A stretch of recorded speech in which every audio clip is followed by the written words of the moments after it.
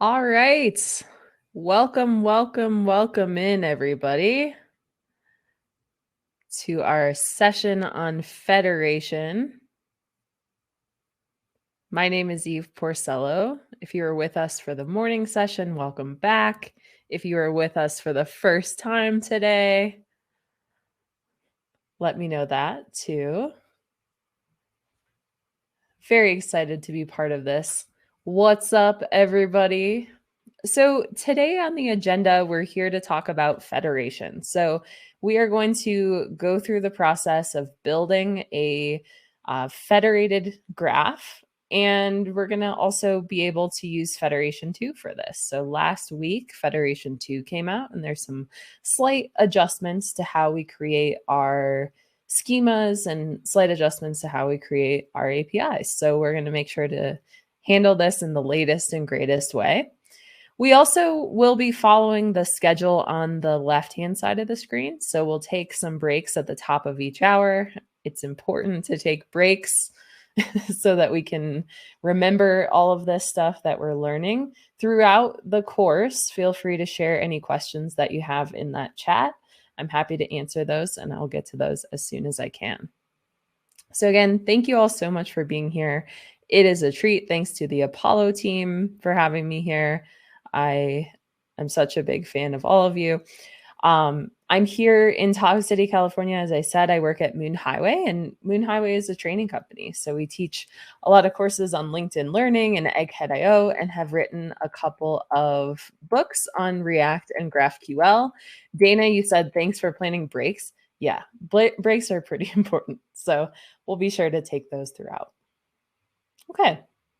So before we get to the actual content of the course today in a GraphQL sense, I want to talk a little bit about the idea of scaling in general.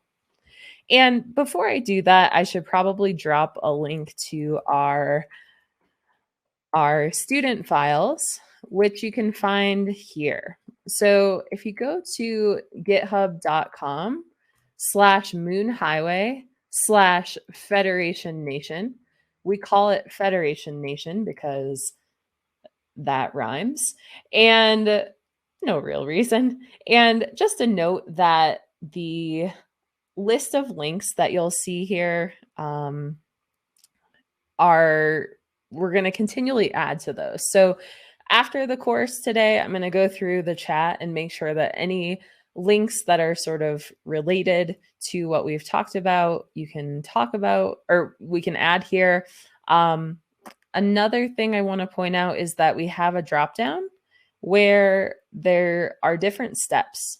So if you get behind at any step of the way, or if you want to jump forward, or maybe you miss part of this session, you can always go to the different branches and find what you need. So that's that. I'll share that a few more times because I know folks will be joining at various times, but let me know if you have any questions about that. Having said all of that, let's talk a little bit about scaling in general. We think about Apollo Federation as being a solution to scale our applications, to really work with GraphQL at scale. And it's a declarative way that we can use to scale our APIs, our data, and our developer teams. So we are going to take a look at some different ways to scale and some techniques that we can use to do so. All right, so one of the ways that we often see scaling represented as a little metaphor here is we can think about it as being part of the scale cube. So a scale cube on the lower left-hand side represents the least scaled version of an application. We're talking about a single database. We're talking about a single API, something like this, where we're not scaling out on any of these axes. So the scale cube represents the least scaled to the most scaled. So the monolith to the microservices. When we scale an application, we can scale on instances, we can scale as microservices, and we can scale with partitioning. So these three axes are how we can scale an application from the least to most scaled. The first way that we can describe this, and these drawings always make me laugh because my coworker slash husband, Alex, drew them, and he is maybe not what we would call an artist, but I think they're pretty effective. We want to think about scaling as it relates to an advice booth. So yeah, horizontal, vertical, and diagonal scaling. So we'll talk about that. I love it. So when we're talking about advice here, we want to be able to handle all of the different customers that are currently trying to access advice from our booth. And we're getting overwhelmed because we're really good at giving advice. So people are showing up. Yeah, Moon Highway NFTs. Funny you mentioned that, but we'll talk later about that. One way that we can scale this stuff out is we could create different advice booths to handle more of the traffic. So I could have my own advice booth, other people could have their own advice booth, and we would be able to handle more traffic. This is called scaling on instances. So we're creating different instances of the same service. There's no differences.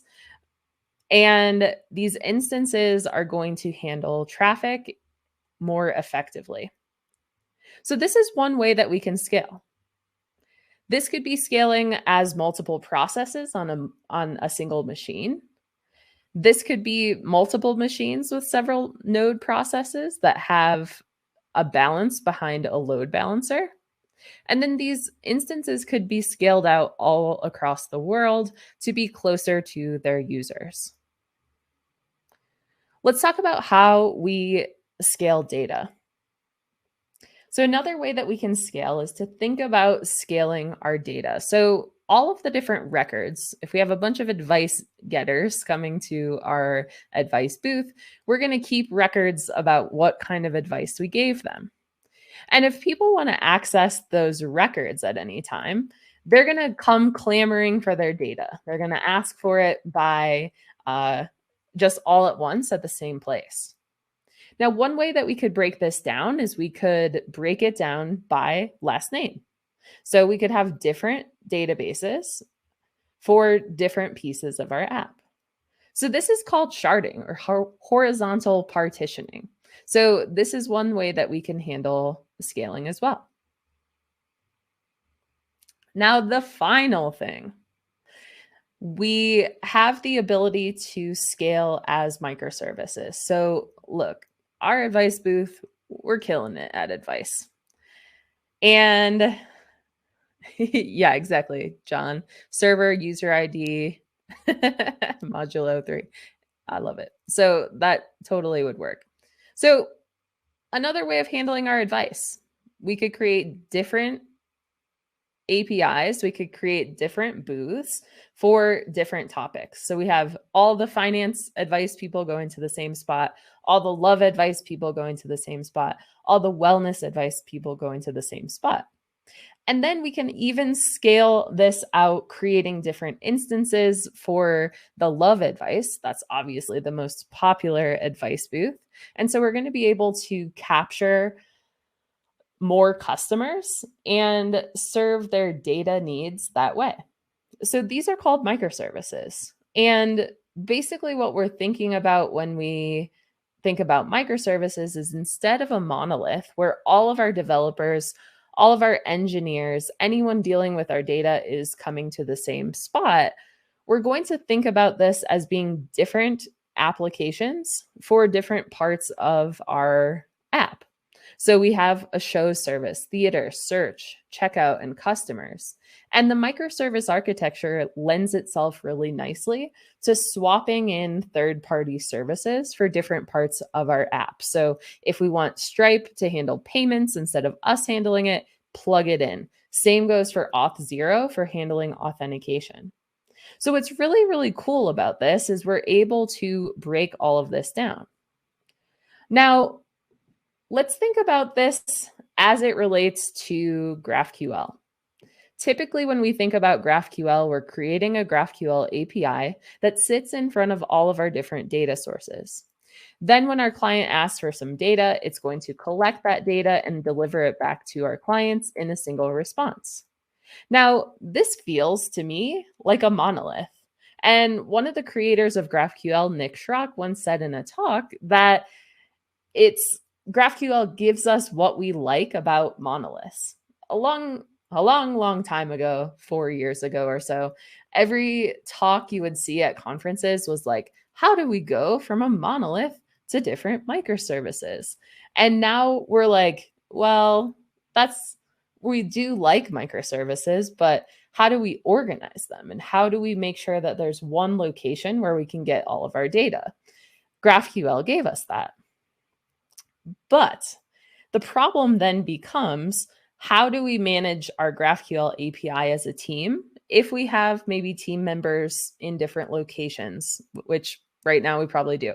Or maybe we have different teams who are building different parts of the app for different types. So what has been pitched as a solution, which is really exciting, is the idea of Apollo Federation. So the architecture of Apollo Federation looks a little bit different than our previous example, where we have a gateway in front of a bunch of different microservices. So these, instead of being a typical microservice, is a GraphQL microservice. So in other words, if we had a segment of our API that's just for accounts, we have an accounts team, they only deal with accounts data, and they're dealing with all of that in that spot, they're going to be able to orchestrate all of the account data here, all the colors data here, all the reviews data here. And then all of this will be orchestrated behind that gateway. So I, as a client or a consumer of this API, can access all of the data at the gateway, but the accounts, the colors, the reviews are separate services, and all of those can be handled on their own.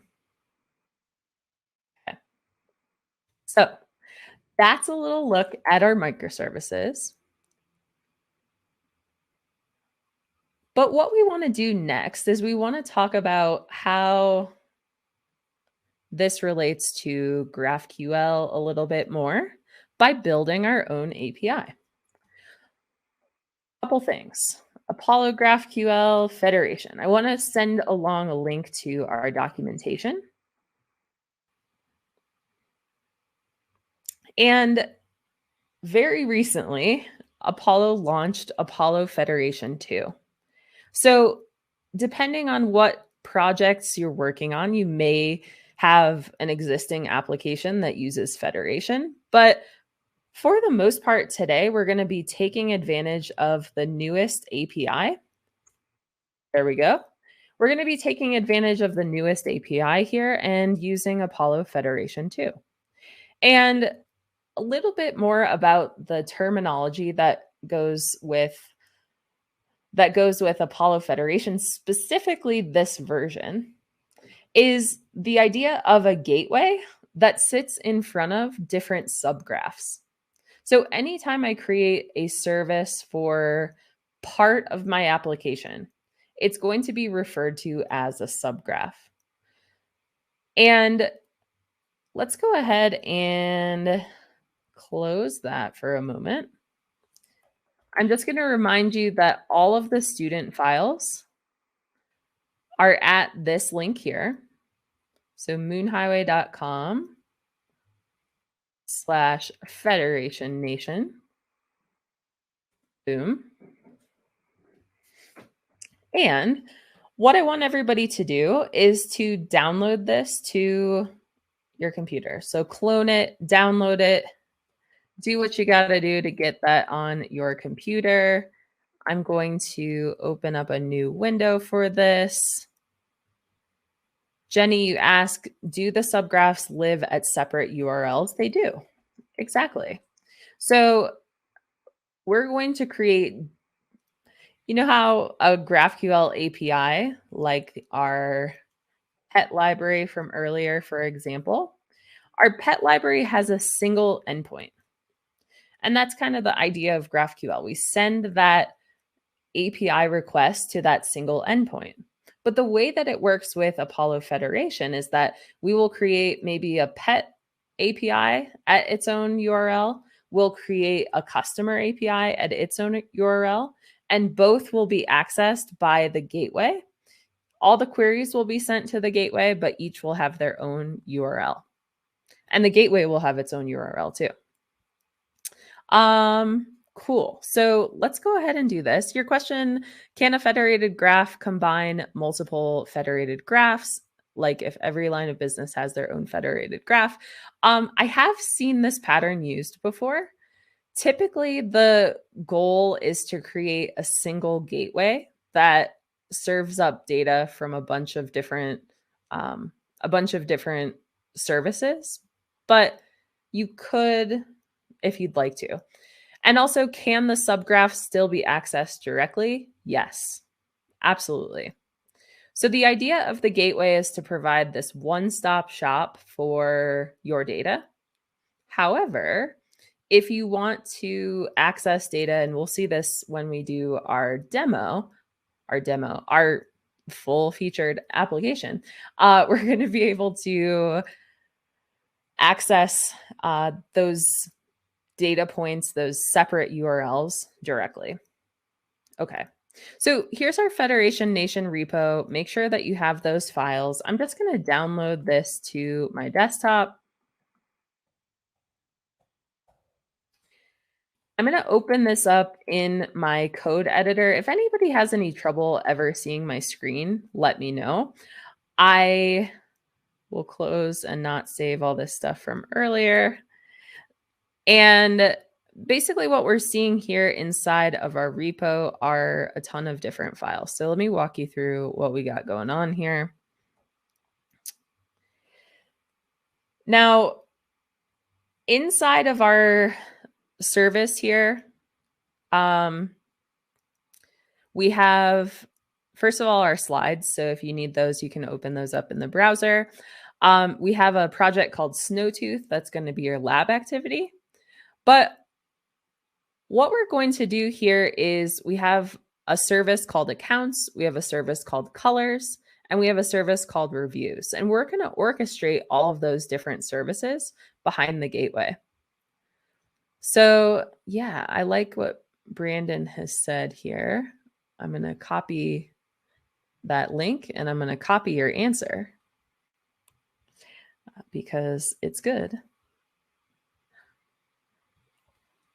So as part of the latest, as of yesterday, the latest version of Apollo Studio, and particularly for these enterprise plans, there's something called Apollo contracts that's going to let you do something similar to what you're asking about. So that is cool. Where's colors spelled wrong? Oh, just joking. I know. This is a very US-centric spelling of colors. And so I want to issue an apology to everyone. Totally. I have no excuse. Everyone's turning on me. Oh no. We'll change it. We can change it. Don't forget that you can always do this. Right click, rename. Oh man, everyone's turning on me. Please be my friend still. All right, so what we have done besides enrage people from other countries is we are going to, inside of our color service, which is potentially misspelled, we're going to navigate to that color service folder. So what we'll do, we'll type cd, we'll drag this color service over to our terminal. Then we're going to run npm install. So a couple things about this in general. If you're finding that you're getting weird errors or maybe the outcome, the results aren't matching what you expect, make sure that you're navigated to the correct folder. This is something that when I'm working on Federation projects myself, I'm often in the wrong folder. So just make sure that you are stopping, starting the right services, and I'll walk you through it throughout, but I'm just throwing that out there. So what I want to do is let's go ahead and run npm start. This is going to run our color service on localhost 4002. So this should pop open a Studio window. If you haven't seen Studio before and you're more accustomed to using Graphql Playground, this is just a more full-featured version of the Playground or of Graphql. And this is going to allow you to do some pretty cool things in line here. So this is our color service, right? Even if we're not on the same page about how color is spelled, we should be on the same page about the fact that this is serving up data about colors. So if I query this data, we have total colors, we have all colors. Again, if you haven't used the Apollo Studio Explorer before, it's pretty cool. You can click on, say, title and click on the plus button, and that's going to add that directly to your operation, which is pretty cool. So this is serving up our data for colors, which is exciting. Now, the next thing I want to do is let's go back to our code, and we're going to also make our screen look less horrendous. And let's do this. So I'm going to stop my color service. So that is stopped. I then am going to get into my account service, and we're going to take a look at what is there. So let's go ahead and run npm start inside of our account service. Just kidding. Let's go ahead and run npm install inside of our account service, or npm I if we're busy professionals on the go who don't have time for those extra letters.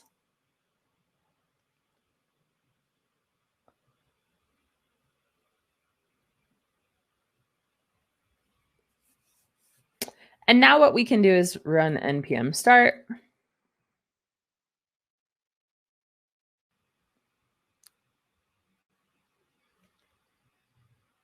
And let's check out the service accounts. So we're getting an error here. And this is exciting because it looks like I updated something in one place and not another. So this is something that we're going to fix now. And there's no such thing as mistakes because this is a nice time to show a difference between Apollo Federation version 1 and version 2.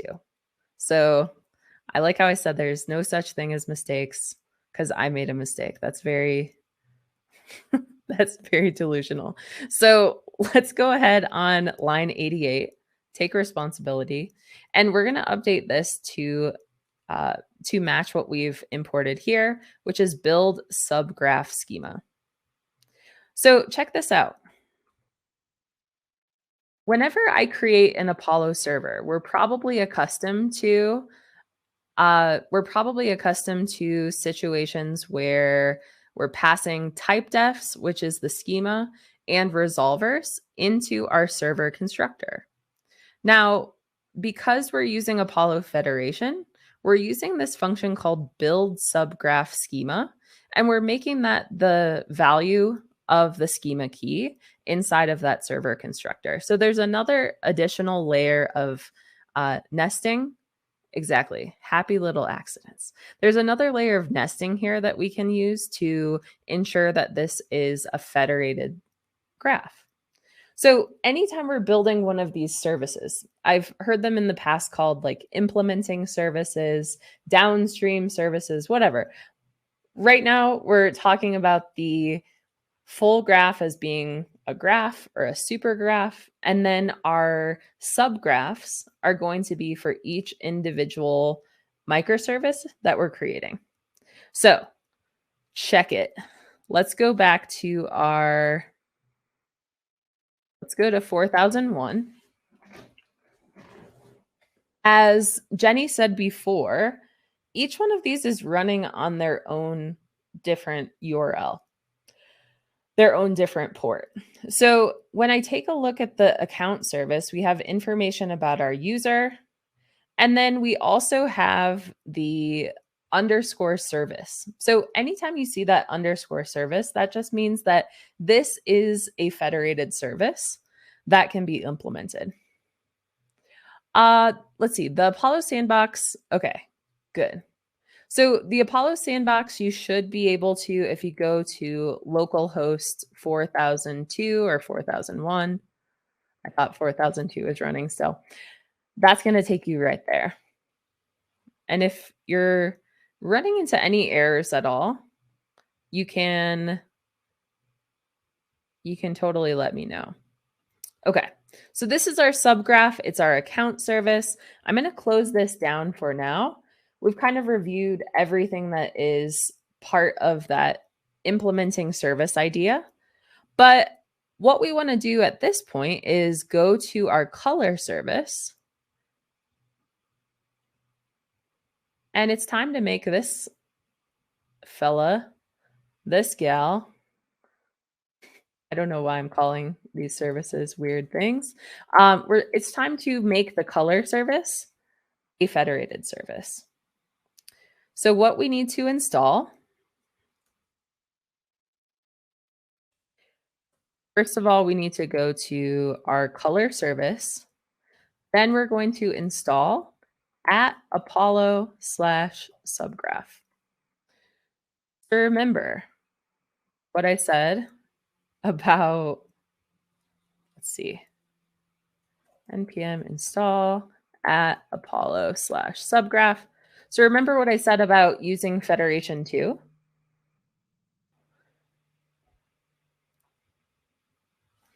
This is that. We're making it happen. So let's see. We're going to say const build subgraph schema. And here we'll require the package that we just installed, subgraph.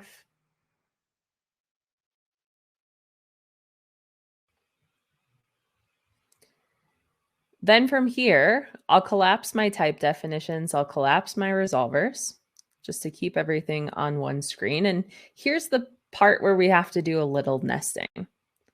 Inside of the Apollo server constructor on line 35, we're going to add a key called schema. And this is just what we saw before. Build subgraph schema. This takes in an object. We'll cut and paste the type defs and resolvers into this. And then this should be everything that we need. And Kevin asked the question, is it possible to nest gateways? And Angelo replied, yes, but it's not a pattern that's normally used. Yeah, I would agree with that. So you can. Ooh, my AirPods are showing up. You can, but where are those? But it's usually ideal to create a single gateway just for the sake of organization. Okay.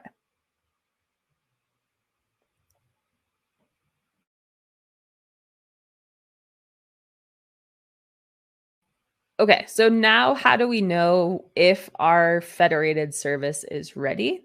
Well, let's start our service again with npm start. We'll go to localhost 4002. That'll pop up over here. You can always, we're going to be using a lot of these different windows today. So you could always just go here and change the sandbox link if you'd like. So what this will show you if you look at the queries is two things. We still have our total colors, but we also have our service. So underscore service just tells me that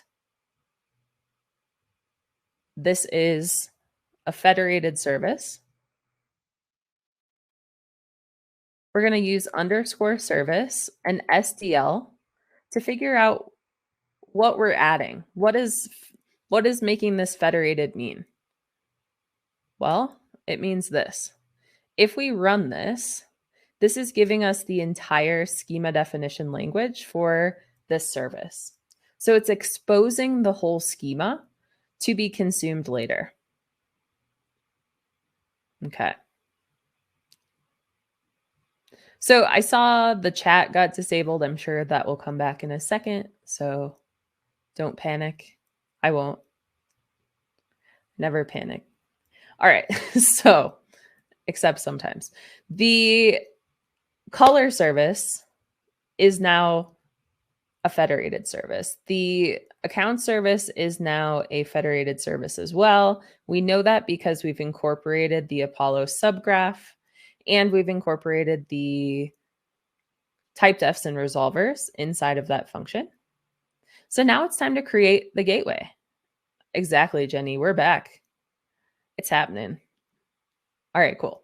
So what I'd like to do next is let's go to our gateway project. Think of the gateway as being the location where all of our requests can go. So it's a really important thing to set up. It's going to serve as a map for all of our data. Check this out. So let's navigate to our gateway Hue review here. We're going to make sure that we're in the correct directory. We're going to zoom in a lot because that's too small.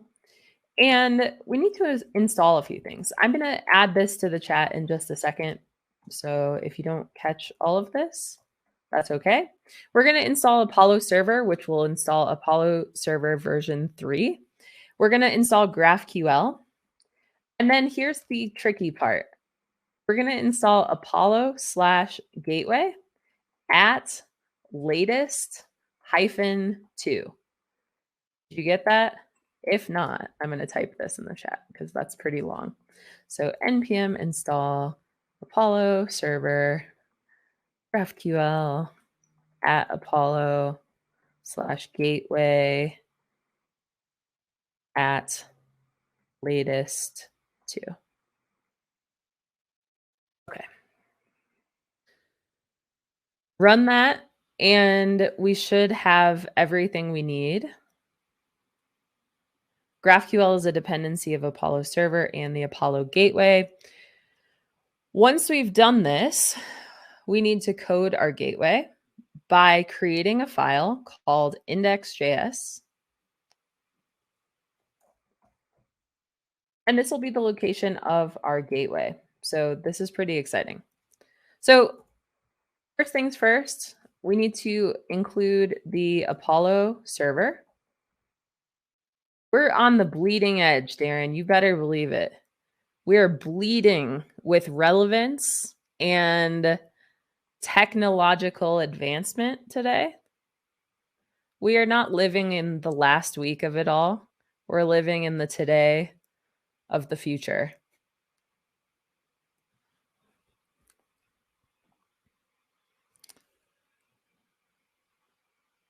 And I also tried all of this out, so I know it works. Or it did recently. And if not, we can always roll back. All right, so let's go ahead and do this. This is really cool.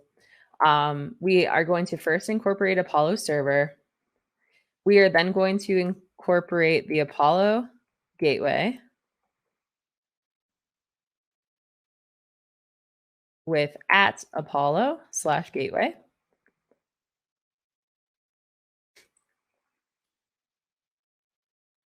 And then for the moment, we're going to create a gateway like this. So let's create a value called gateway. And we'll create a new Apollo gateway. Inside of that gateway, we will add what's called a service list. So Christopher, you said you stepped away, which is totally a reasonable thing to do. Couple things. Thing one is this is being recorded and will be supplied to everybody.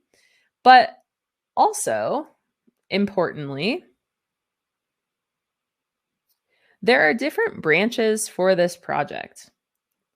This would put you a little ahead of where we are now, but if you want, you can always step to step 1 or step 2 or complete solution. Step 1 is what you would want to step to. That's a little beyond where we are right now, but you can always do that if you'd like to. or I can help you get caught up if that's easier. Okay.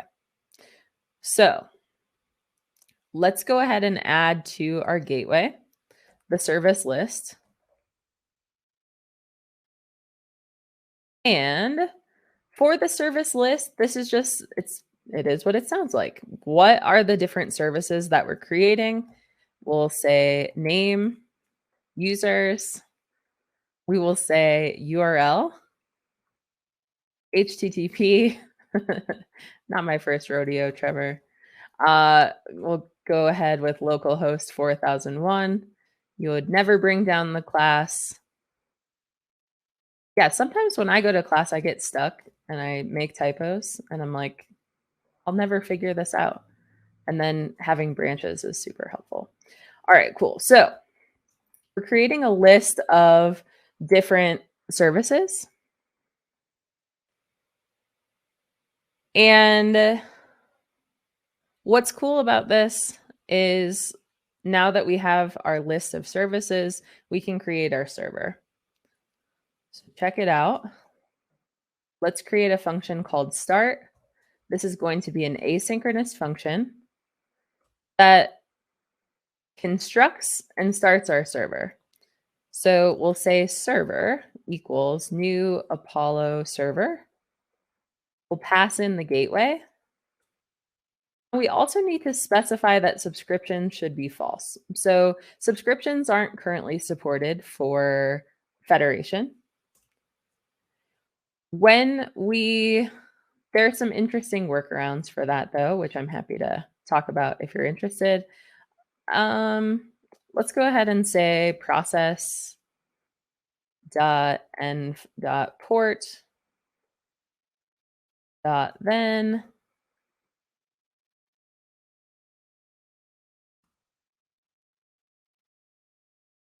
then we'll just console log wherever we're at, console.log. And we'll say Hue review. That's what our app is called.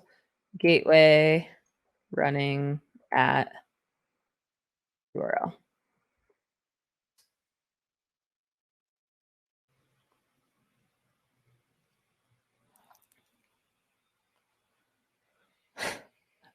Nice. So a couple very exciting things going on in the chat. Thing one, nice to have the Federation boss himself here. Apollo subgraph is here to stay. I introduced it to decouple subgraph utilities from composition utilities. I like it. So that, yeah, and I found that I had a few things that were out of sync. Apollo Federation will still be published to for backwards compatibility for now, but there shouldn't be a reason for anyone to npm install it anymore themselves. That's awesome. So I had, forgotten to update something somewhere, and I did notice that that worked. Yeah, you're the boss. That's what. Sorry. It's true. Cool. So other things I think are fun. GitHub Copilot is completing all this stuff for me. That's very cool. I haven't tried GitHub Copilot before. I'm always trying to turn off all the pop-ups on VS Code so that I don't upset people by covering up my screen with huge pop-ups, which is kind of funny. Yeah, we can talk more about the Federation Gateway workaround today. And yeah, Mahesh, awesome question. So right now we're defining a list of services in our gateway very explicitly. And this is okay, but you're alluding to the fact that it might be nicer to incorporate Apollo Studio in this case to populate those subgraphs.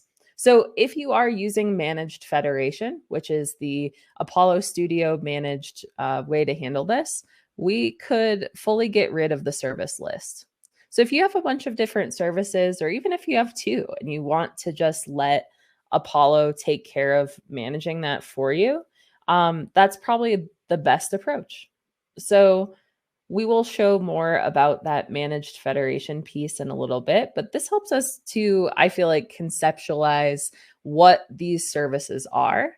so that we can run them and test them locally and just keep it introductory to get us started. So yeah, Divya points out at the same thing, could use schema composition at build time.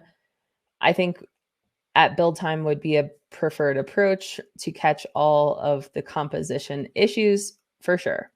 When we're working with this in production, you probably will not use the service list. However, it's nice to introduce just to get a sense of the fact that like I can visually see these are the services, and then we can make that more abstract later. Yeah. Okay. So we've created our little server here. We've created our function to make this work. I also want to create a start script and install a couple other things. So let's do this. We're going to open up our terminal once again. We're going to install npm install nodemon into our dev dependencies. This is going to allow for us to, as I make changes to the gateway, it'll push those changes locally and I can start up our server again. And let's run npm start. And I didn't add a start command, so let's add that too. Okay, I did. Okay, cool. That's actually good. Happy little accidents all around. So, couple things. Number one, notice that as I start my service, there's an error. And that error is here because I haven't started my other services. So I need to do that first. So this is what I was talking about when I said we're going to have to do a lot of management of these different terminal windows, which can make that whole drag and drop trick a little bit easier. So first things first, let's start up our account service. So we're going to drag this to the folder. We're going to run npm start, and this will run our account service on 4001. We'll open another terminal window, and we're going to run we're going to make sure that, yeah, exactly. iTerm, whatever terminal solution you want to use is great. Usually I will use the integrated one here just so that we're all on the same screen and people aren't getting mad at me. So we got 4002 running. And we got 4001 running.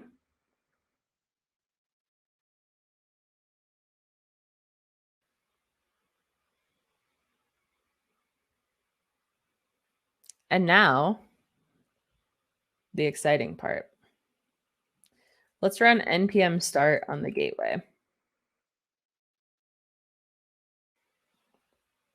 So now, my friends, if we go to localhost 4000,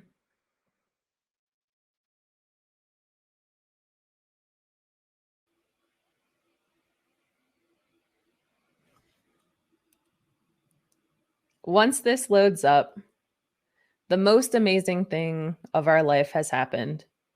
We have queries for total colors. We have account queries. We have all of these different queries in the gateway now. So I can send a request for colors and accounts all at the same time. Uh-huh. Yeah, that's what I'm thinking. That emoji face sums it up really well, Emilio. We're sending that request for both. Cannot find module GraphQL validation rules. Make sure that you have GraphQL installed. Yeah. You may have version 16, but 15, yeah. Love having the Federation experts here making it happen. Cool.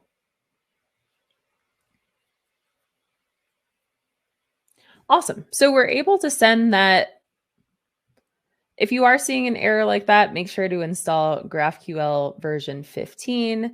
We are now able to send a query to grab data from both places, which feels pretty magical. Okay.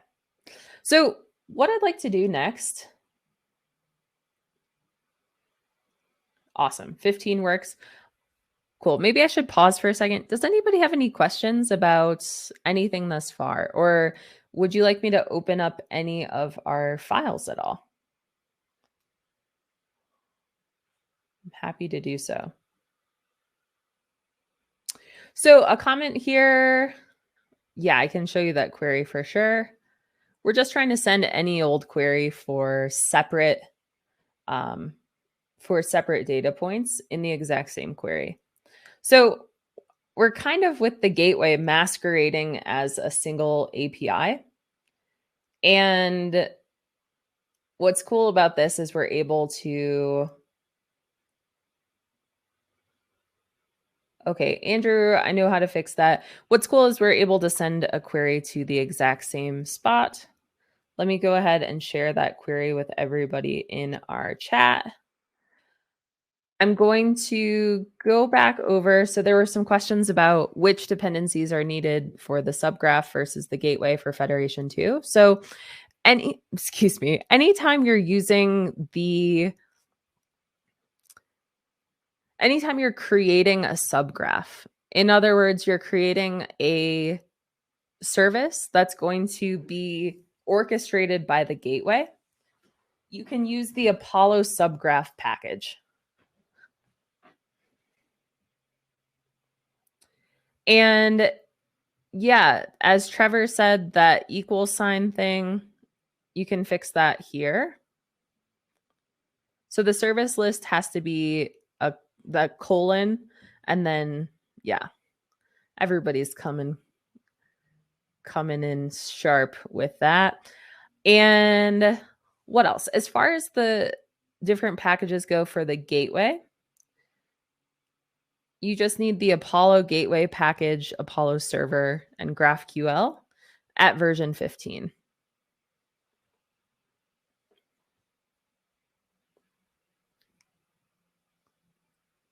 Sweet, sweet. What else we got? Catherine, you asked a really nice question about what's the deployment strategy in Federation if node 1 is having a new build? Does Federation need to restart after the node deployment? So that's one of the benefits of using managed Federation. So under a scenario where we're creating a service list where, and again, we're just doing this as a demo to understand how all of this stuff fits together. But eventually we're going to create an Apollo gateway that looks like this. And instead we're going to publish our, we'll use Apollo Studio and Rover in combination to ensure that our schema is composed. And that's going to help us manage those services. So the deployment strategy in most cases is that we'll use managed Federation, which will handle that for us. All right, what else we got? Yeah, exactly. So yeah, you can either pull or you can use Apollo Studio for that. Excellent. Yeah, and if you're ever getting an error that says cannot find module Apollo whatever, just install that and you should be good to go. Okay. Next thing I want to do. So say I want different subgraphs, but I don't want to host them at separate URLs. Is that possible, or any other recommendations? So yeah, Jenny, for that, you would probably just use a managed Federation for that. And instead of hosting at the different URLs, you would check in the schemas. And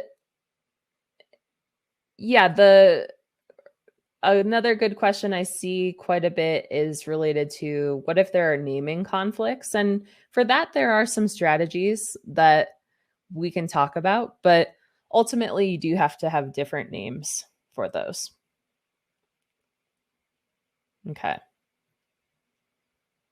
And Catherine, yeah, we're going to go over an example of the managed federation approach, and I'll show you some other examples too. Okay. So let's do this. I want to go back to our sandbox for a moment. Inside of the sandbox, everybody is fired up about federation, so I love it. Inside of our sandbox, we're going to add a mutation. This mutation is going to add a new account to our account service. So check this out. Our mutation will look like this. We'll call it new account. We'll pass in an input. We'll say create account form.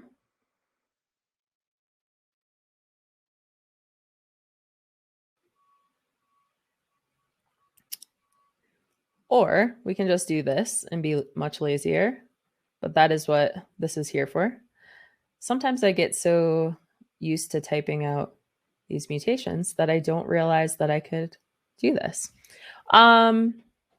Let's see. So when we create our account, and I know some other questions are popping up. I got you all. Give me 1 second though. So we're going to add a user here with email and name and created. Down here in our variables panel, let's go ahead and pass in a few values. So I'll say jungle, my cat, and then all of this should be on the input key.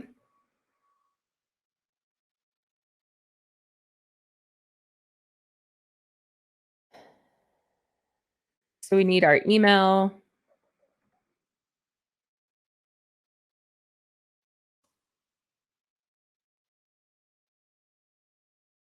We need our name. And we need a password. Okay. So now let's try to send our mutation. And it looks like we've created an account. So we're getting back all of the fields that we've asked for.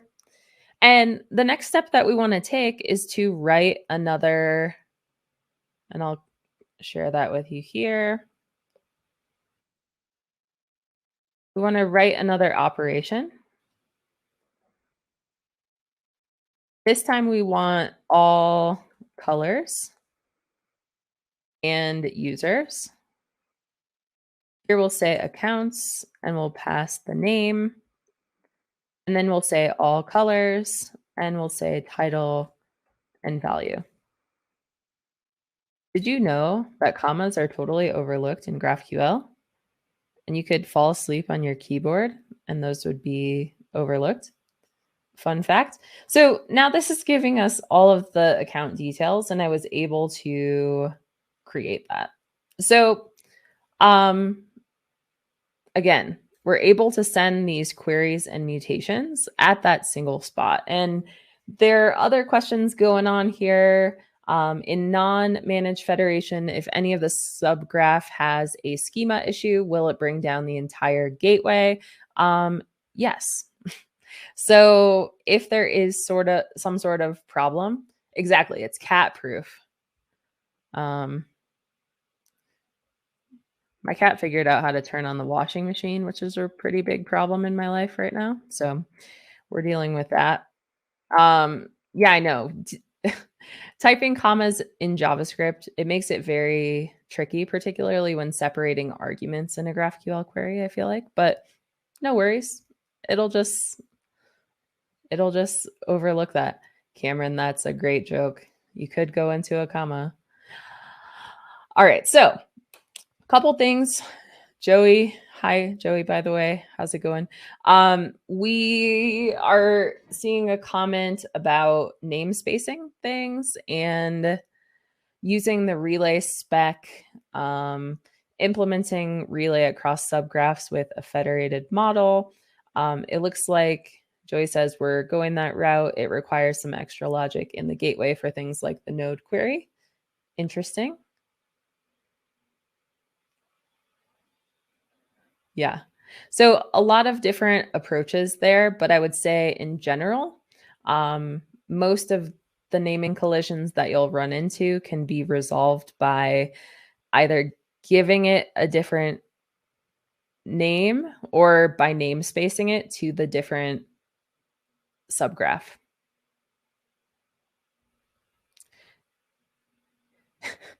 Yeah, is this upsetting anyone? Should we clear these out? Okay, yeah, let's clear those out. Awesome. So, a lot of awesome questions, a lot of great work going on. I do want to give people breaks though, because I'm nice. So that's ridiculous. So let me go ahead and pop this open in a new window. We're going to set a 10-minute timer. Usually I don't answer too many questions during breaks because people feel like they can't take a break. I want to honor people's breaks and their need for recharge.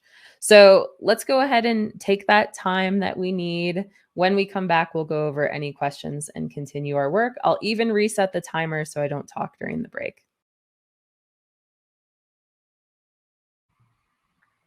Hello, welcome back. Hope you had a good break. So the next step I want to take with our conversation about federation has to do with this. So again, we got our typical query. We're sending a request to a GraphQL API that sits in between our data sources and our clients. But with federation, we're creating a gateway that sits in front of multiple different microservices. Maybe there are 10, maybe there are 2, maybe there are 100. But each one can be broken down by their different team, and it allows us to scale our teams really effectively. So to provide a challenge for you, this morning we didn't do many lab activities, but we have an ongoing lab activity that we can work on. And this is to create a GraphQL federated API for a fake ski resort called Snowtooth Mountain. So let's get some of the language in play. A lift is a chair that takes you to the top of a mountain. So you can sit on that lift and you don't have to walk to the top of that mountain. A lift has a lift status, and that lift status might be open, it might be closed, or it could be on hold. And hold just means that the lift isn't open now, but it might open at some later point. Now, a trail is a way of getting down the mountain. So when I ride up a lift, I will come to a trail that'll take me down to the bottom of the mountain. For our trail status here, there's only 2 options. So a trail can't be on hold. So this is some real life-ish data, even though this is super fake data for this case. If you are at a ski resort, this is the type of data that you might have. And we want to create 2 different teams where one of our teams will manage the trails, one of our teams will manage the lifts, and we don't want them to have to step on each other's toes. We want them to be able to work in parallel to make these things happen. So in this activity, using the files that we have, we're going to create a federated lift service and a federated trail service behind an Apollo gateway. So the first step is we'll create federated lifts. So we need to update what the lift service currently uses to match what we did for the colors and our accounts. We also are then going to create federated trails, from there the gateway, and then we'll query the lifts and the trails from the gateway. So this is going to be our little activity. Keep in mind that you have a Snowtooth folder. In it, you'll find the lifts where we have an index file. We have a package JSON. And we also have a Trails folder with a trail service and a couple dependencies there. And you may have to add another one. All right, so let's get started on that. If you have questions, go ahead and ask them in the chat. But I want to let you have some hands-on experience working with some of this stuff. So if you get finished, let me know. If you have questions, let me know. I don't know. Just let me know. Let me know what's going on. So a couple folks running into that error about cannot find that module. Always worth a shot to install that. Just you could try npm installing that internals package. I think if you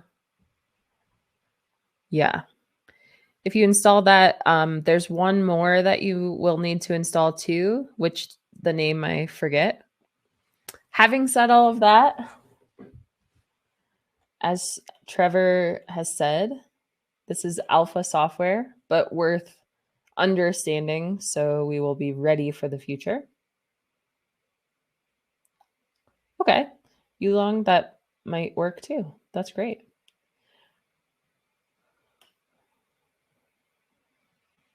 Okay. So even if you're not 100% done at this point, yeah, that's the one, Apollo Query Graphs. So we can install those as needed, sort of like running tests and it tells you what to do. That tells you what to do too. If you can't find it, install it. Cool. So a couple things we want to get started with. The first thing was to make sure that we're adding to our lift service. So let's go ahead into our index. And if you're not 100% done, or if you are, that's both outcomes are great. The first thing we want to do is say build sub graph schema. And here we'll say require at Apollo/subgraph. We also want to make sure that we have installed that package into the lifts folder. So let's go ahead and drag that over. We're going to run npm install at Apollo/subgraph. Something I really like about the language associated with Federation 2 is that we're giving very clear vocabulary to what we're trying to create here. We're trying to create a subgraph. We're trying to create a graph that will be consumed by another graph, a gateway. And once we incorporate that build subgraph that's easy to say, build subgraph schema, we're going to add the schema key. We're going to say build subgraph schema. And we're going to pop the type defs and the resolvers into that function.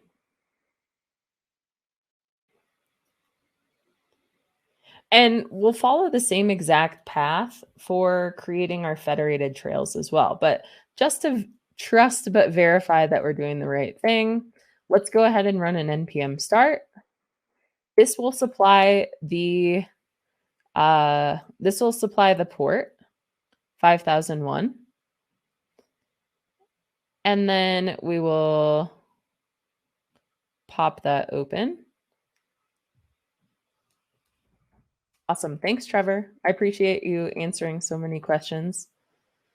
See you later, Federation boss. We'll go ahead and add 5001.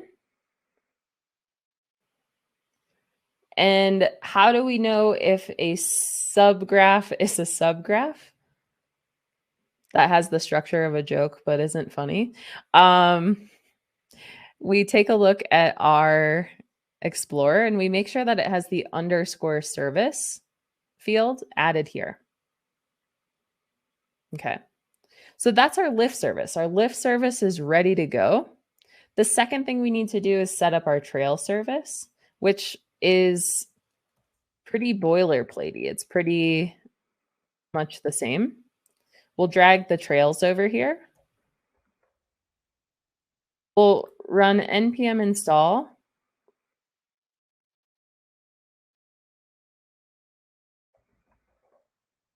at Apollo /subgraph again. And I'm glad that worked for you, Darren. That's awesome.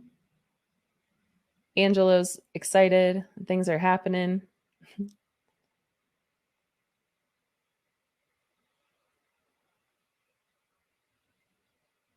And what we can do now is I'm literally going to copy and paste this from our lifts because it is that straightforward.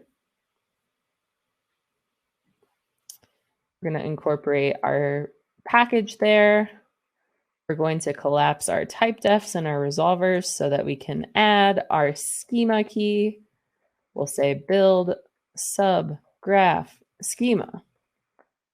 And we'll pop our type defs and resolvers in here. Very cool.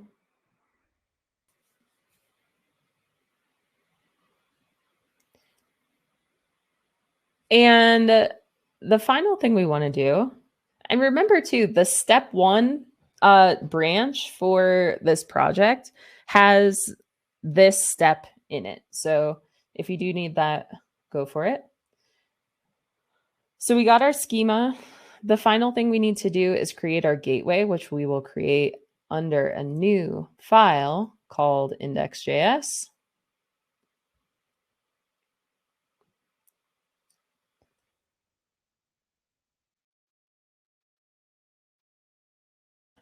We're going to incorporate our Apollo server.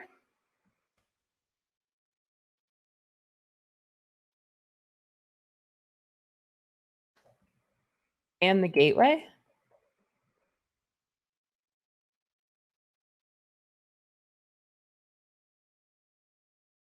We're going to set up our gateway. It'll look just like it did in the other file. We define our service list as an array. We'll say lifts.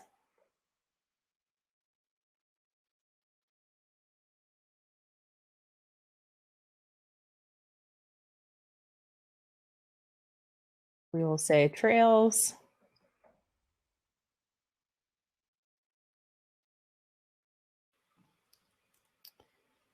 And now our function will say start.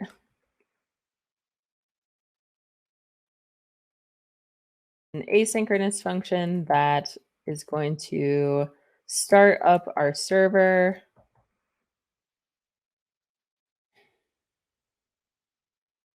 Our constructor options are the gateway and subscriptions false. And I know someone was asking about how to incorporate a workaround for subscriptions. I'm going to put that in our list of student resources today. So we're on that soon.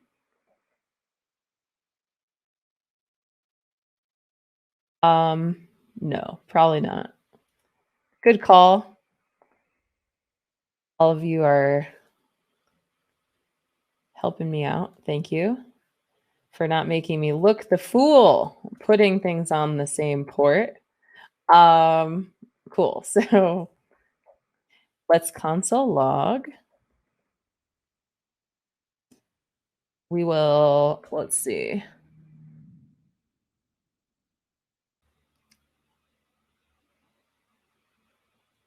Ah, nice. Subscriptions false, no longer needed. Sweet.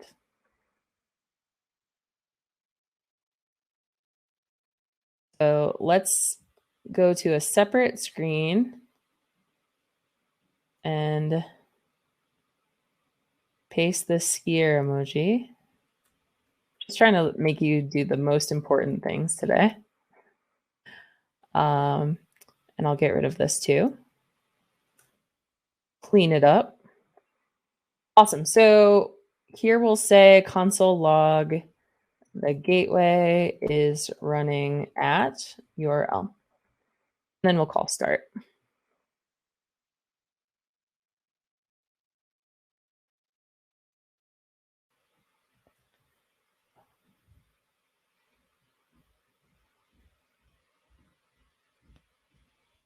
There's a little skier if you want to pop them into your console log. All right, sweet. So, or a snowboarder. I don't want to be that person who's making you be a skier. All right, cool. So this is what our gateway looks like. We're defining a service list inside of our gateway. We are defining our start script. The next thing I want to do over here in our service, our gateway service rather, let's take a look at the package JSON file. And the package JSON, we have port 4000. We're injecting that. We have our Apollo gateway, our Apollo server, and GraphQL. So when we're navigated to the right folder, we're going to install all of these dependencies. And we may need a couple more. But before I do that, we want to make sure to run the lift service. That's running. That's good. We want to make sure to run the trail service as well.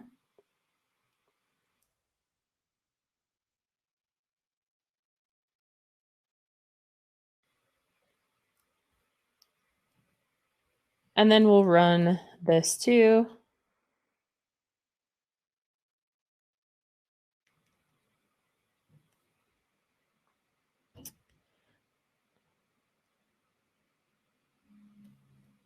Oh, I'm in the wrong folder. Haha. Won't be the first or the last time today. Yeah, good call. Do I want to be in the right folder? I really do. I truly do. So we're in our gateway folder. We're going to try all of that again.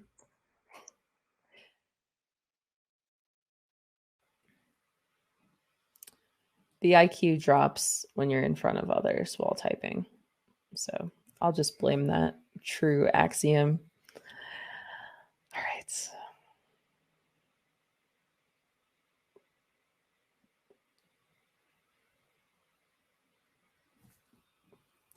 So then we'll run npm start again.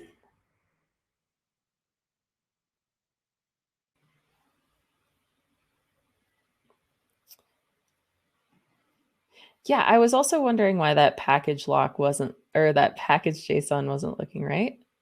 I'm in the wrong file. That's why it doesn't look right. So this is the point at which we're going to get past these little errors here. Let's run npm install Apollo server.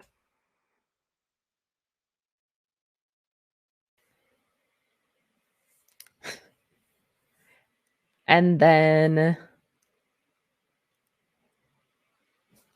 we will install other things. What else will we install? All right, we got our gateway, we got our server. Run npm start.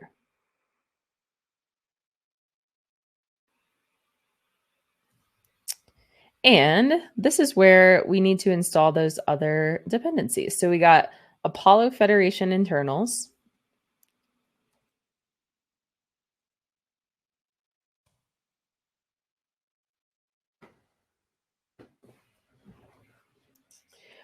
Emilio, the question you have here, can the gateway have a schema definition also? Typically, no. We want to avoid having any schema details in the gateway and instead let the subgraphs implement their own schemas. And this is because of a lot of reasons, but some of the interrelations between the two. Apollo Federation works, and there's a lot of great questions regarding other tools for federation. So one second.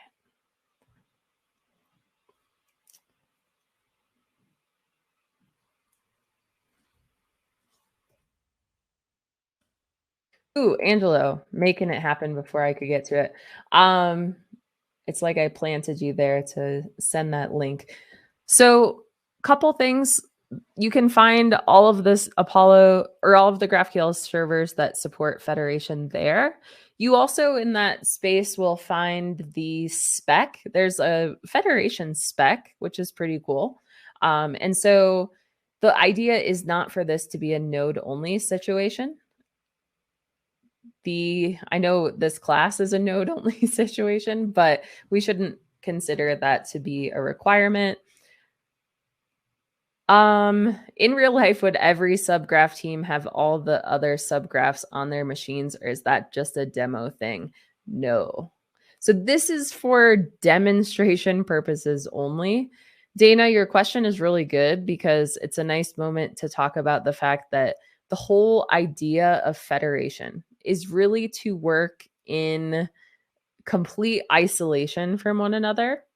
So let's say you're in charge of the lifts team and you have a team of engineers working on this. It's a single index file, but we're very well funded. So basically, the whole idea would be for you to be able to work in your own domain and for someone else to be able to work in their own domain on lifts. So yeah, this is 100% just a demonstration. Darren, your question is a great one. How do things work when a subgraph needs to reference a type from another subgraph? We're going to get to that. So we're going to connect the two by using some interesting directive types and also writing some functions to connect the two. Okay. So a couple things. If there is a schema conflict, do you know what happens in the subgraph? So yeah, the way that that would work is we could use a tool, ideally Apollo Studio for that, to compose the schema. So if I have a problem that conflicts in the lifts schema with something in the trails, yeah, that's how that would look.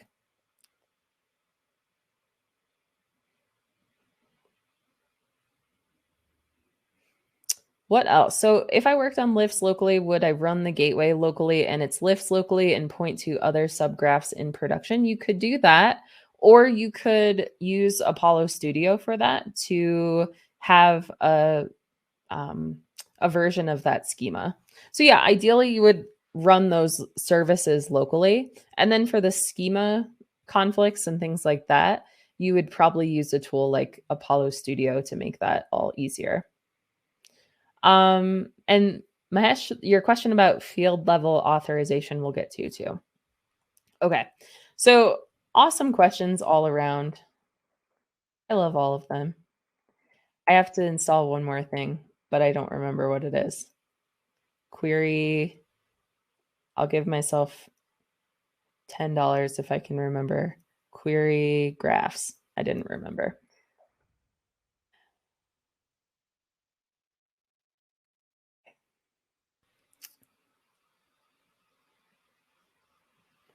Apollo query graphs. Juan, really great having you in class today. Thanks so much for being here. I know it's late for a lot of folks, and I appreciate you hanging out.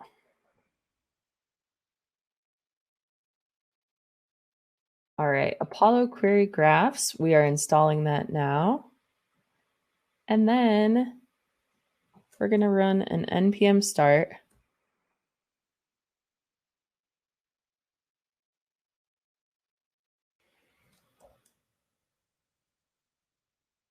This has been the longest process ever, but I feel good about it. We see that the gateway is running at localhost 5000. We also noticed that the different, let's see. We also noticed that the different pieces of our API. So let's see. There we go. So now if we pop this open on our screen, we should see all of these queries being composed into a single API.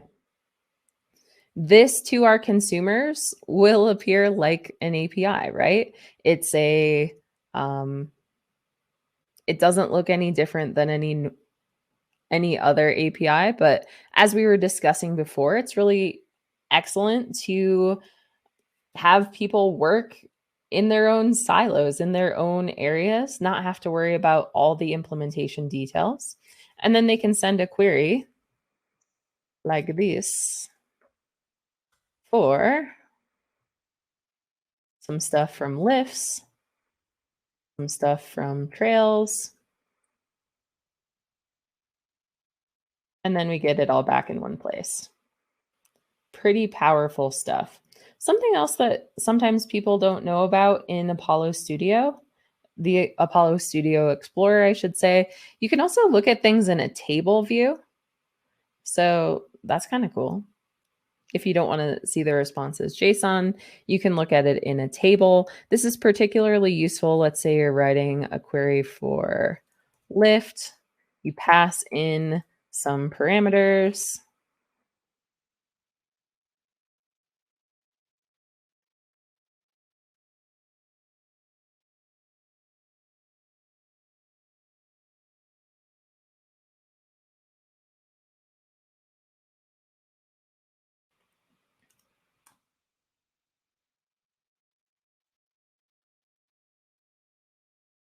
There we go.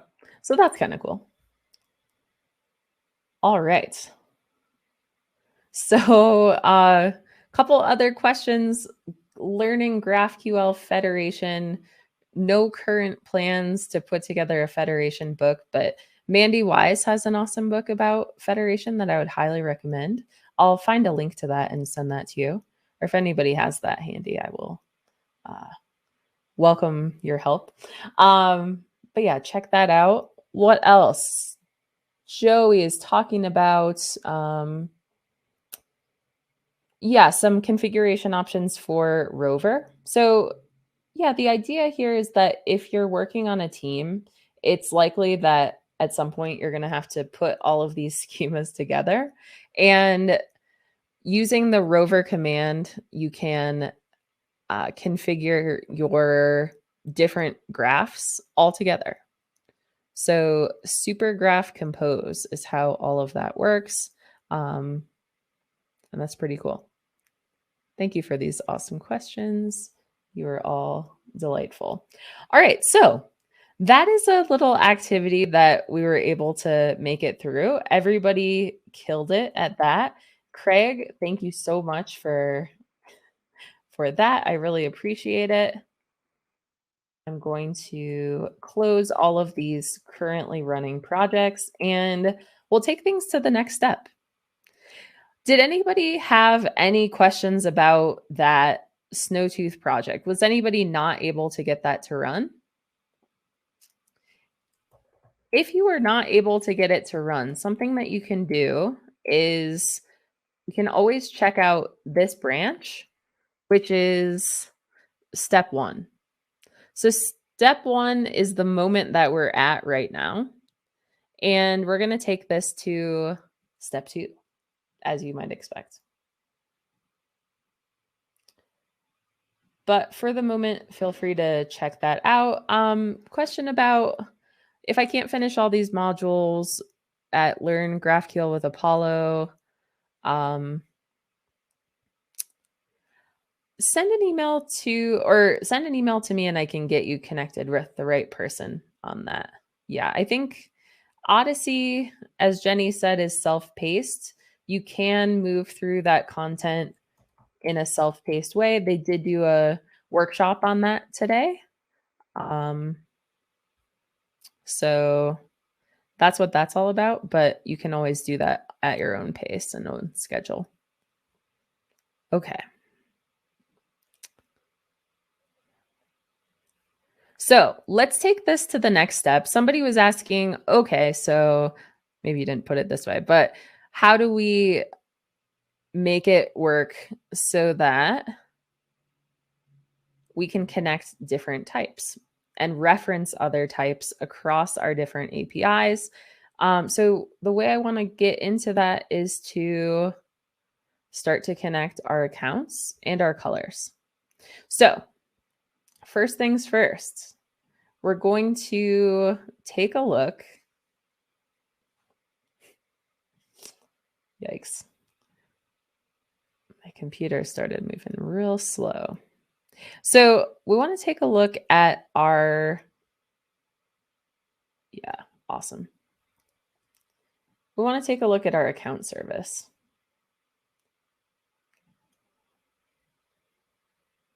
The whole premise of working with Federation is to ensure that we can, the whole premise of working with Federation is to make sure that we can work in isolation and so that we can connect different data types, of course. So the next thing I want to do is I want to show us how we can connect these different types, first by resolving our users. So here we go. We're going to open up our account service, specifically this index.js file. And we're going to make some changes to our schema. The first thing we're going to do is we're going to add to our user a key, and we'll supply this key called fields email. So fields email, this key, this is going to be our lookup. So what we've done here is we've created an entity. An entity in Apollo Federation is a type that can be extended and resolved across our different services.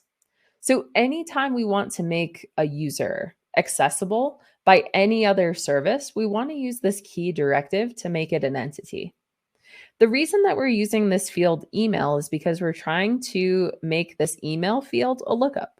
So the lookup in this case is a unique identifier, and we're going to use this as a lookup so that other services can reference these users by email. So the next thing that we need to do is we need to, inside of our resolver functions, so if we scroll down a little bit to our resolvers, we need to add a special function. And this function is going to live inside of the user. So we'll say user. We'll open and close a set of curly braces. And then inside of this, we're going to use this function called resolve reference. So resolve reference is a built-in function that is available to us with our Apollo Federation. And this is going to help us to look up a user based on their email. So it's going to look like this. The first value is the email. And the second is this function called find account that's coming from context. And then we're going to say return find account email. So we're just performing this as a lookup.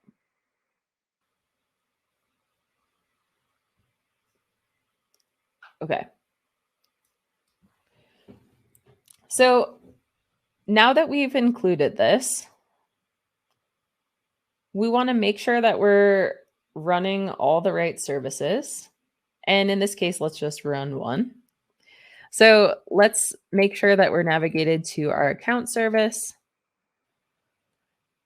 We're going to start this thing up. All right, so we had a little bit of a problem with the recording, but we are going to get back into it and talk more about this resolve reference function. All right, so resolve reference, we've added that. We are going to want to restart our service again. So let's go ahead and we'll make sure that we're in the account service. We are going to Npm Start this. This will run on localhost 4001. So if we pop that open over here, we will see that we can run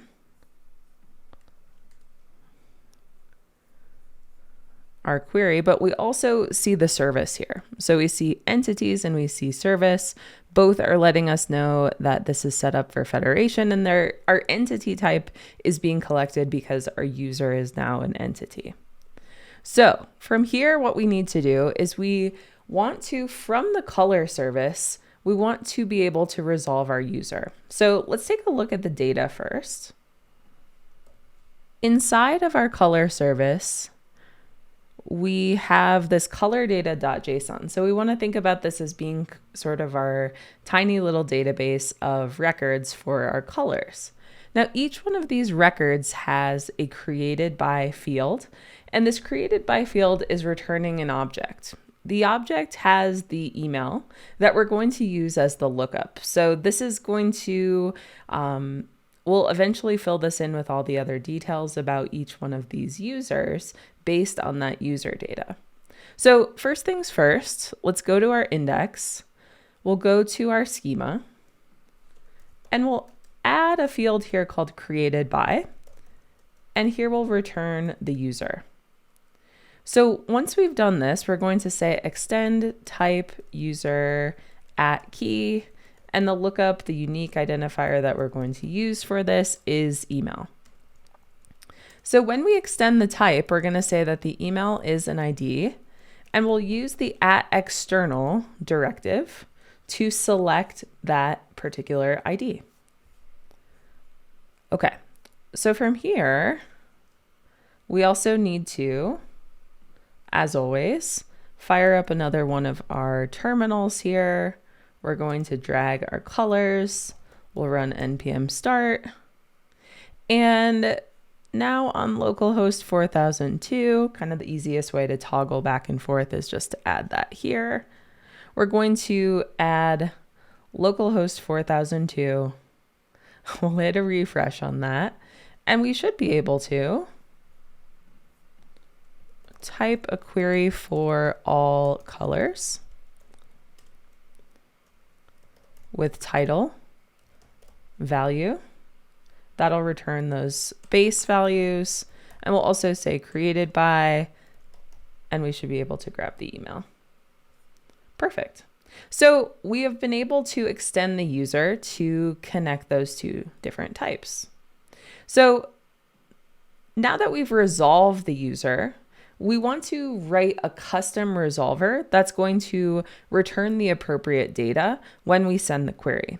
So this entity we have, this user entity, can be extended from external services. So back over here to our color service, we're going to, in our user type, our extended user type, we're going to say posted colors. We want to be able to pull that data for each one of our users, who has posted the list of colors, or rather, which colors has this user posted. We're going to be able to return that. So we'll return a non-nullable list of colors. Then we're going to scroll down to our resolver functions. Right now, we just have those query resolvers. So outside of the query, so remember, we're always working outside of that object there. We want to add a function so that anytime I ask for those posted colors, we're going to look it up. So posted colors, we will check the email that's coming from the user parent. And then we'll do this. So we'll say the email is coming from the parent or the object. We're going to skip over any arguments because we don't really need them. And then we'll also use this find colors function, this helper function that we've created in a different file. So I'll show you that in 1 second. First of all, we're going to call that find colors function and pass it the email. So where is that coming from? It's coming from this library file, and this is just something that we've created earlier, which is going to look through our information, and it's going to find those colors. So if a user has posted 3 different colors, we're going to filter out those colors based on whatever the email is. So this helper function is just here. And what's nice about this is we can always think about opportunities of abstracting some of this logic into a separate file. So that is a good opportunity for that. Okay, so just in case, I'm going to fire up this server another time. And let's run the color service. We will also run the account service. And let's also run the gateway. I actually want to try to make this work on the gateway. So we'll make sure that we are in the Hue review folder. We'll start this one up, and this is running on localhost 4000. So now is the exciting part. We're going to move back over to localhost 4000. It's going to take a hot second. And then we're going to send a query for accounts. So accounts should have an email, should have a name, posted colors with a title and a value. So at this point, we should be able to send this and see all of those colors being returned for each one of those users. How cool is that? So on the gateway, and it took a second for that to fire up, but that's okay. We see green, so I feel like that's a good thing. Things are working, things are in progress. So we are able to connect those two, extend the field for the appropriate data. Okay. So far, we have extended that field. The next thing I want to do is actually add a mutation to our schema. So this is going to be fun.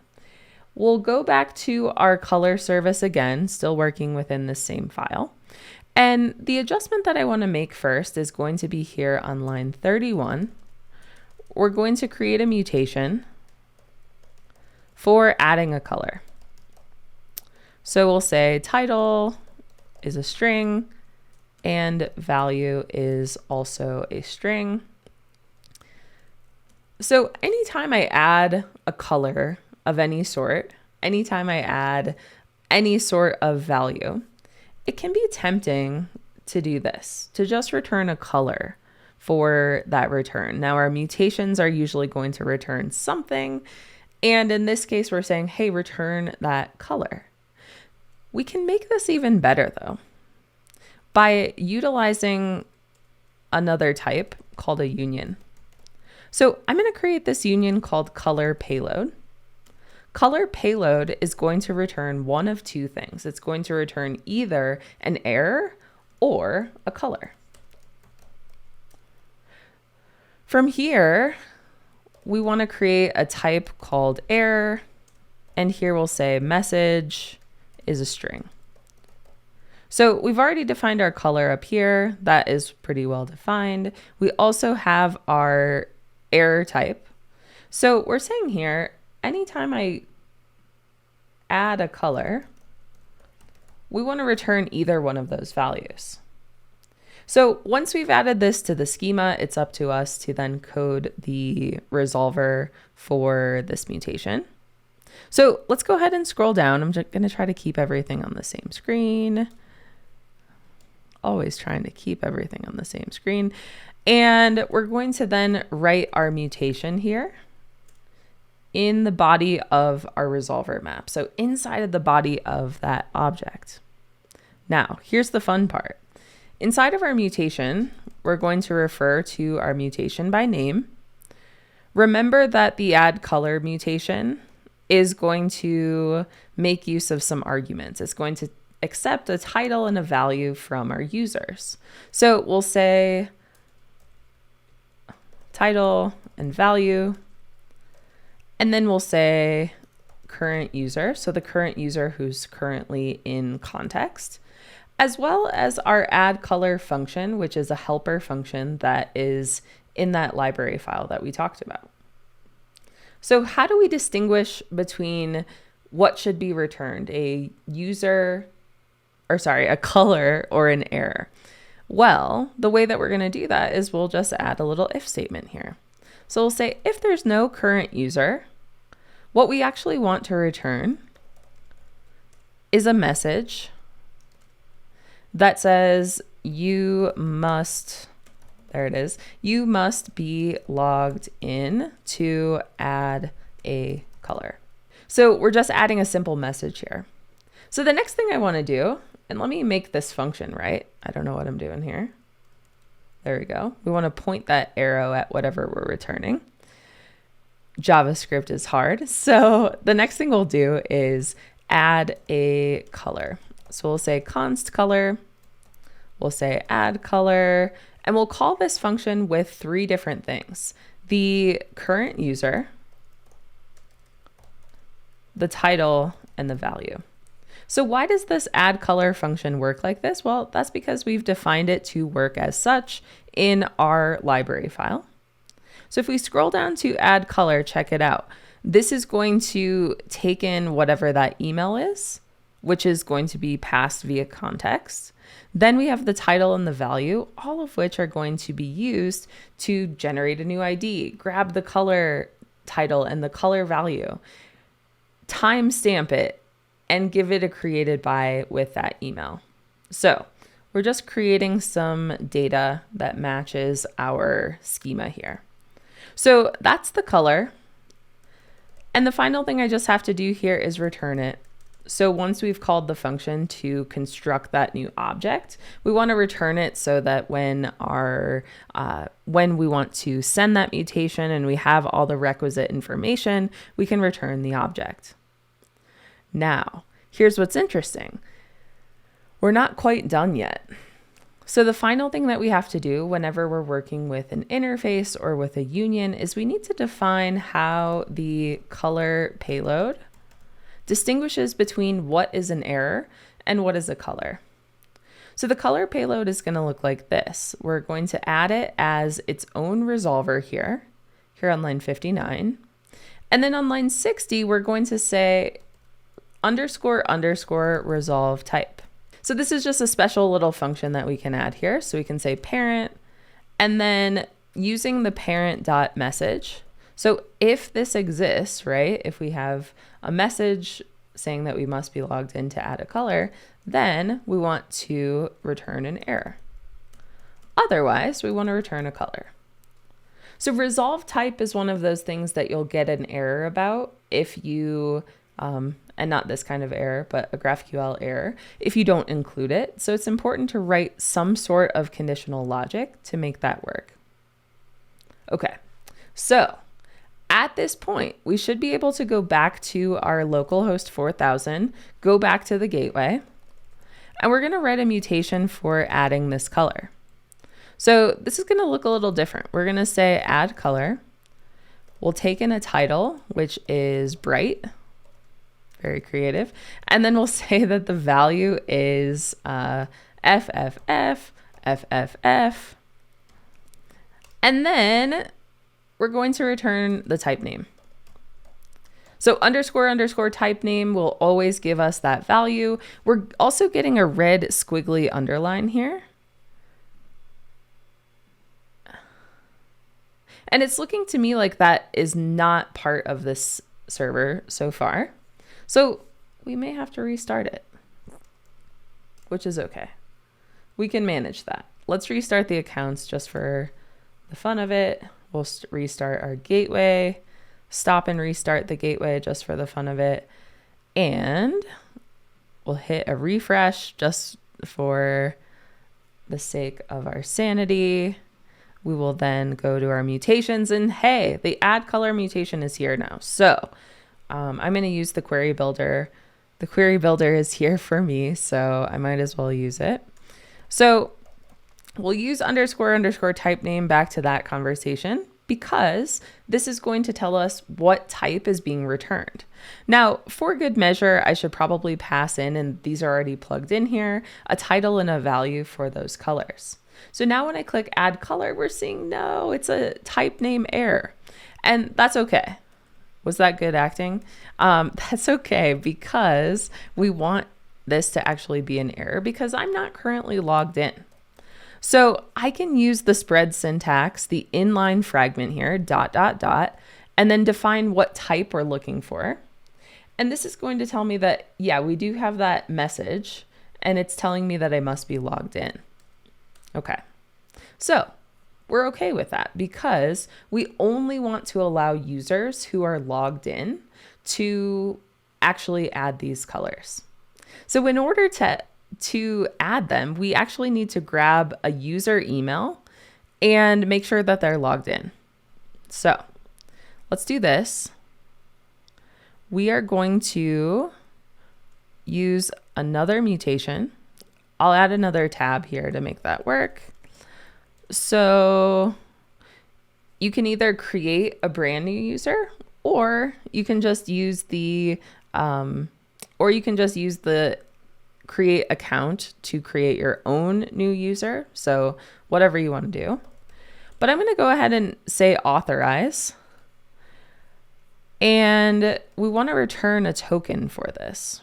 So down here in our query variables, the variables that we actually want are email and password, right? So I'm going to give you a secret one to use, moonhighway.com, alex@moonhighway.com. And then we're going to supply a password as well. So we'll say password. How good is that password? So now we're going to generate a token. So this token, I'm going to grab it. Sometimes it's a little hard to copy and paste from this spot, so just make sure that you're getting the whole thing. Now, this mutation, let's call it authorized, so it's named on its own tab. Let's go down to our headers. So we're back to the add color mutation. Check that out. And this authorization header, we want to place the token into this spot. Now, a couple things about this. Sometimes when you copy and paste, and this is kind of just me speaking from experience of messing this up a lot, is that we don't want to add any double quotes into this spot.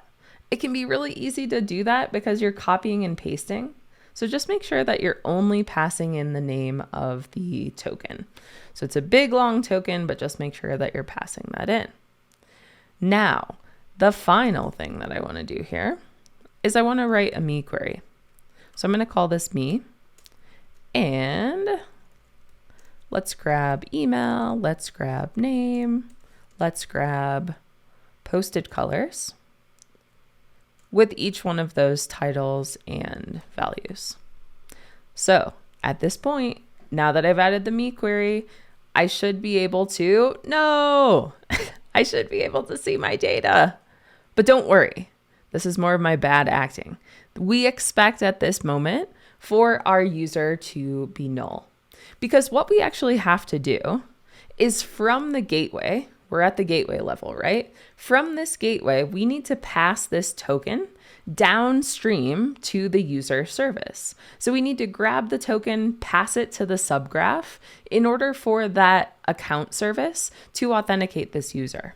So we actually need to pass the token downstream. So there's a couple other steps that we need to take. But we can handle it. Let's do it. So what we want to do is we want to, from the gateway, so we need to swap out our files here. We're going to go to the index.js. Now in the index.js is where we're going to give our gateway sort of instructions for how to pass down this token. So this is what this will look like. The first thing we need to do, and actually this is coming from the same package as our gateway. So what we'll need is remote GraphQL data source. So just a word about data sources in general. If you've used probably the most common use of these data sources is those REST data sources that Apollo supplies. I'll pull that up here in another window. So Apollo data sources. Okay, so inside of our Apollo data sources, if you've used these before, these are super useful whenever we're wrapping a REST API. It helps us do things like caching and handling errors and all sorts of stuff like that. There's one for SQL. There's many other different open source implementations. What we're doing in this case is we're actually wrapping a GraphQL data source. So we need to supply some information about how to return that data. So let's scroll down a little bit. We've pulled in the remote GraphQL data source from Apollo Gateway. Inside of our server, we want to add another key here. So we actually, in the latest version of Apollo Server, don't even need that subscriptions false thing. So I'll just cut that out. Why write extra code if we don't need it? I should ask myself that because I do that all day. Anyway, inside of our context function here, we're going to take a look at the request. We'll use that request object to return a new object. So notice that our arrow function is pointing at a set of parentheses around those curly braces. So that's a really important syntax thing that can cause chaos if we don't get that right. So just a note about that. So we're going to go ahead and say authorization request.headers.authorization. Authorization. There it is. So now what we can do is, because we've grabbed that authorization token, we want to create what's called an authenticated data source. And this authenticated data source is going to help us grab that token. So the place we want to do that is actually right here above the gateway. Anytime we use an Apollo data source, it's going to be a class. So we will create our own instance of that class. We'll call it authenticated data source extends remote GraphQL data source. Perfect. So at this point, we'll use some of those built-in functions. We're not really reinventing the wheel here. We're just basically overriding this function called will send request. So will send request takes in the request and context. And we'll say if there's a value for context.authorization as supplied by this, right? If there's a value for that, we want to set the headers. So request.http.headers.set. We want to set the authorization header with whatever is in context.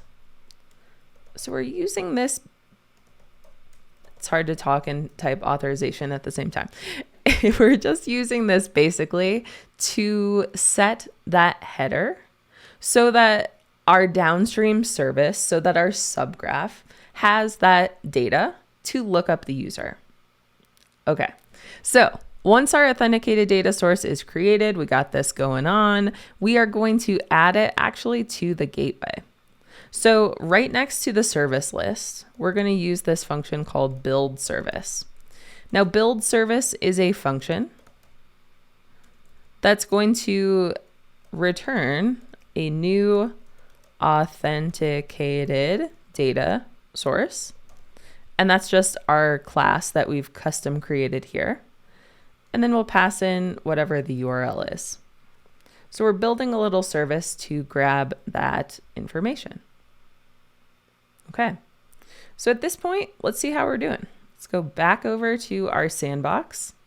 We are going to try to run that me query again and check it out. We are authenticated. So even though this is not me, in the context of this studio, this is me. So I'm very excited to see those details. Awesome. Okay. So there are a couple more steps of handling this auth stuff that we need to handle. So thus far, we have passed our token from the gateway at localhost 4000. We've passed it on down to our user service. Now, something that I want to be able to do, though, is I want our user to be able to add a color. So I actually need to make use of this function called fetch user email. So let's take a look at what that is. It's in its own file called fetch user email. And this is basically going to grab the email for the user so that I can make this lookup the correct way. So let's go ahead on line 6. We're going to say const fetch user email. We will require our fetch user email function. Perfect. Now from here, what I want to do is I want to make some adjustments to our class. And this is going to use that fetch user email function in case we need it. Now, the place that this will happen, this is sort of tricky. That's why my eyes look shifty at this moment. So what we want to do is we want to, on line 11 here, we're going to say const email equals await fetch user email. So we're awaiting the response from our fetch user email function. It's working because will send request is an async function. And then what we'll do is we'll pass context.authorization right here into this. Okay. Now what we'll say is we'll nest another if statement inside of this just to say if there's an email, we want to set some headers, request.http.headers.set. And this time we're setting a header called user email with whatever that email is. And then the second thing we'll do is we'll move this other setter right here. Next up, we want to just make sure, and it is, we'll be using this authenticated data source inside of that gateway. So from here, what we want to do is we want to capture, we're basically, for our color service, making sure that our email is being captured. So this is going to send down not only information about the user to our user service, but also to our color service. So we want to make sure that the color is capturing that from upstream, capturing it from the gateway. So we need to go back to our index file, our color service, and we want to go to the spot where we're defining context inside of our server constructor. So right next to this, we'll say current user. We'll say request.headers user email. So we're using that as the lookup for our current user. Okay. So here's what's really fun. The final step of this is we want to just check to see if we're able to, as an authenticated user, we want to make sure that we're able to add a color. So let's go ahead and add another inline fragment. We'll say ID, title, value. Now let's try to execute the mutation. Sweet. Couple things we notice here. We're not getting an error back. We're able to pass in the title and the value from our variables, and we're able to create that color. So this is really cool. We're using the authorization header. We're using this auth token to authorize the user at the gateway, but our implementing services, our subgraphs, are going to need to know about, is this person actually authorized? So these headers are going to make that work. Okay. So far, we have authorized a user on the gateway. We've set up our color service and our user service to make all of this work. So what I actually want to do here is give you yet another challenge. So let me stop these services that are running. We are going to give you a little challenge. So back to our fake ski resort that we're currently building, our Snowtooth API, we are going to put together a little activity for you. A few things that you want to know. Lifts take you to the top of the mountain. Trails go down. They take you to the bottom of the mountain. So every one of our lifts here has a bunch of trails that are accessed off of it. Now, a lift can take you to multiple different trails, and a lift might have some data that looks like this, a list, and we've seen this before, a list of IDs for each one of these trails. Now, the next thing that we want to look at is that trails can be accessed by multiple lifts. Now, this trail might have more than one lift ID because more than one lift might take you to one trail. We also, if we have time for this is sort of an extra credit thing. Each lift has a trail that is the easy way down. So that's a possibility as well. Okay, so if you do get to the step where we are using the find easiest trail function, we can use that in the resolver, another one of our handy helper functions to make that work. All right, so in this activity, we're going to connect two different data types. First things first, we're going to extend the trail entity to include the lift access field. We're going to resolve trail access on that lift. And then again, if there's extra time, what we want to do is we'll add the easy way down to that lift. Okay, so I'm going to put a little timer up here.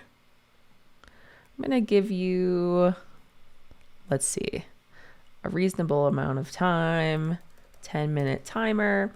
If you finish earlier than that, that's great. If you don't finish everything, that is great too. So here is our timer for that.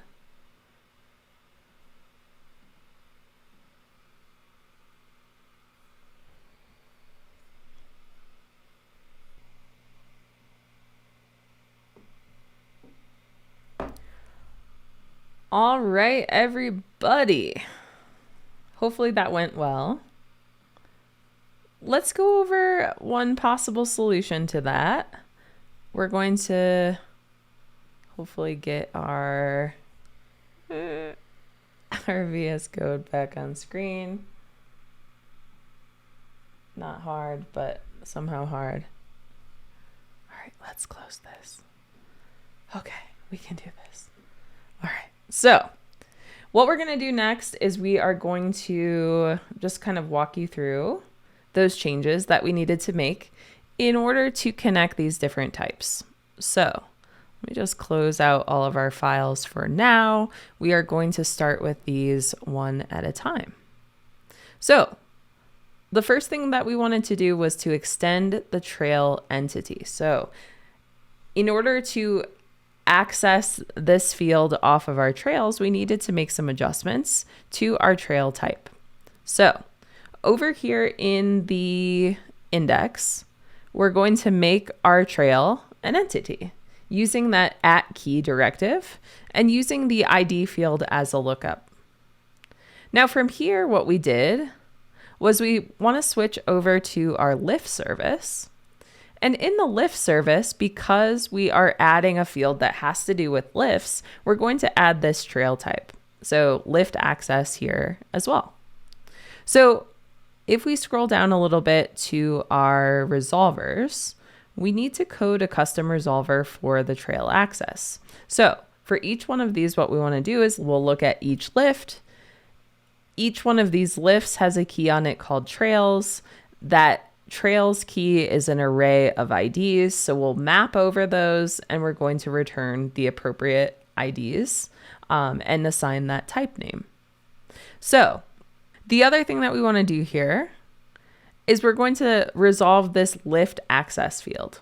So the lift access field we have for each one of these trails, we want to filter those out based on whatever that trail ID is. So at this moment, we should be able to execute a query for all trails. So let's check this out. Let's go full screen on it. We're going to get back to our localhost 5000 in this case. I think this is running. And from here, what we'll do is we're going to just run this query. So all trails, we'll grab the name. We're most interested in the fact that we're connecting our trails to our lifts. So we'll run it and we should see that data coming back. So far, so good. Now, the next thing we want to do is we want to resolve the external trail. So we basically want to be able to write a query for all lifts And we want to be able to access this trail access field with name, difficulty, and status. All right. So what we'll do from here is we'll go back over to our lifts index file. So we're already there. And we want to add this trail access field. So trail access is going to be related to trail information. So we know that we need to go back over to our trail ID or our trail ID file. That is not a thing. And in our resolvers, we're going to scroll down to our fancy little resolve reference field. So resolve reference is going to take a look at the reference for each. We're going to find trails based on their reference ID. Now, the other thing I want to point out is that we also need this, this helper function. So this is actually the one I just talked about before. I talked about it too early, but that's okay. This is what will make that resolve reference function work. Okay, so from here, we can go back and we should be able to run this query and it should be able to return those trail access fields. Pretty cool, right? So we have connected these two different data types. Something I just want to point out to you, let's go back to our GitHub repo for the class. Remind me later, not now. All right, so we have all of these different steps, right? So if you want to see the most recent version of this, what you want to do is go to step 2. So step 2 will give you everything that we just finished with, including our lab activity, including our changes that we made to the color service. Okay. So throughout this course, we have talked a whole lot about how do we create different subgraphs, different services that serve up different pieces of data for our APIs. We also have learned a lot about gateways, which is the single location where we can access all of the data that we need from those different subgraphs.